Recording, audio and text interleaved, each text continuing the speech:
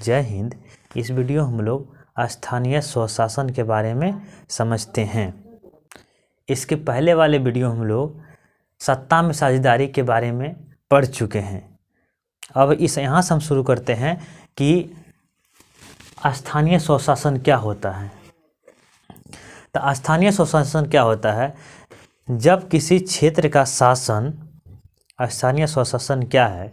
तो जब किसी क्षेत्र का शासन उस क्षेत्र के स्थानीय लोगों यानी लोकल आदमी द्वारा, लोकल जनता द्वारा या तो उसके द्वारा चुने गए प्रतिनिधियों द्वारा, स्थानीय प्रतिनिधियों द्वारा शासन की जाती है, शासन चलाया जाता है, उसे हम क्या कहते हैं? स्थानीय स्वशासन। स्थानीय स्वशासन जैसे कि पंचायत लेवल पे तो मुखिया को स्थानीय शासन का प्रधान कहा जाता है। जैसे मुखिया ये स्थानीय शासन में भाग लेते हैं। ग्राम पंचायत, ग्राम कचहरी के सरपंच जो कि स्थानीय जज के रूप में कार्यरत रहते हैं। तो इस तरह क्या होता है वहाँ यानी स्थानीय क्षेत्र के लोकल व्यक्ति ही अगर शासन करे तो उसे क्या कहते हैं? स्थानीय स्वशासन। स्थानीय स्वशासन। तो अब आइए हम लोग कुछ समझते हैं कि शहरी स्थानीय निकाय यानी कि शहर मतलब कि शहर के लोकल सिस्टम, तो जनसंख्या की दृष्टि से देखते हैं। तो अगले वीडियो हम लोग बात कर चुके हैं कि जनसंख्या दृष्टि से शहर 3 टाइप्स होते हैं।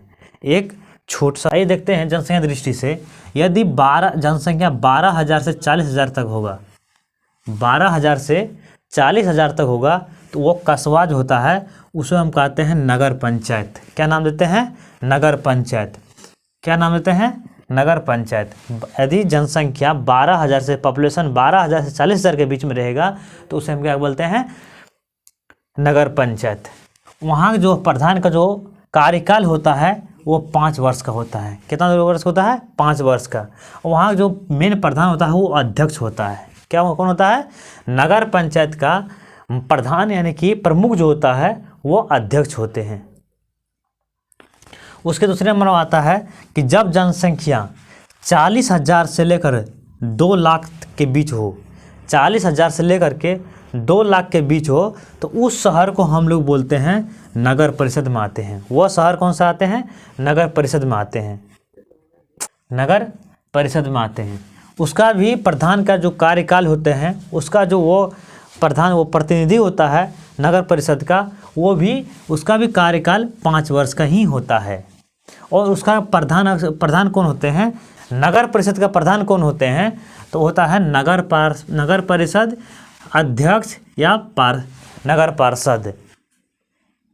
उसके बाद आता है जब जनसंख्या, पॉपुलेशन 2 लाख से अधिक हो, 2 लाख से अधिक हो तो उस शहर को हम लोग बोलते हैं नगर निगम। जब 2 लाख से ज़्यादा जनसंख्या जैसे हुआ तो उस शहर को हम लोग बोलने लगते हैं नगर निगम। और उसका भी प्रधान का कार्यकाल होता है 5 वर्ष। कितने कार्यकाल होता है? 5 वर्ष। और उसका जो हेड होता है, उसका जो प्रमुख होता है वो उसे कहते हैं मेयर यानी महापौर। क्या उसका जो हेड होता है, नगर निगम का जो हेड होता है वो कौन होता है? मेयर यानी महापौर। इसके नीचे सब काम करते हैं। अब आइए ग्रामीण क्षेत्र का कुछ हम अंग देखते हैं। ग्रामीण जो होता है, ग्रामीण क्षेत्र जैसे पंचायत, तो उसका हम कुछ अंग देते हैं। पंचायत में क्या होता है? 3 स्तर पर इस पर काम होता है। एक ग्राम पंचायत, प्रखंड, उसका बाद जिला स्तर पर 3 स्तर पर काम होते हैं। तो तीनों स्तर पर अलग अलग अंग होते हैं। तीनों स्तर पर कितने होते हैं? अलग अलग अंग होते हैं। जैसे ग्राम पंचायत में देखते हैं, पंचायत स्तर पर कितने अंग होते हैं? अंग देखते हैं। पंचायत स्तर पे अंग देते हैं तो इसमें होता है एक ग्राम सभा होती है। पंचायत स्तर पर क्या होता है?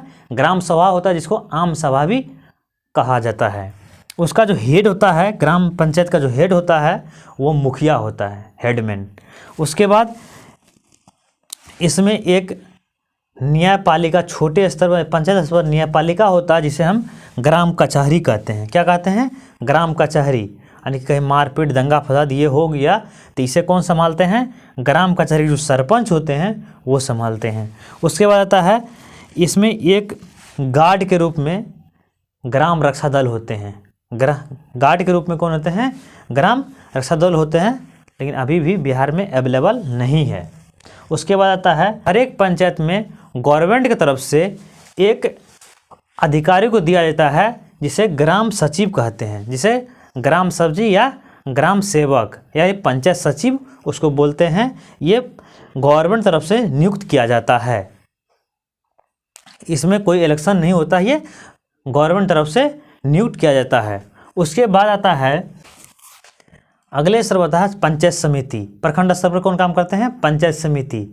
पंचायत स्तर पर कौन काम करते हैं, तो पंचायत समिति कहते हैं।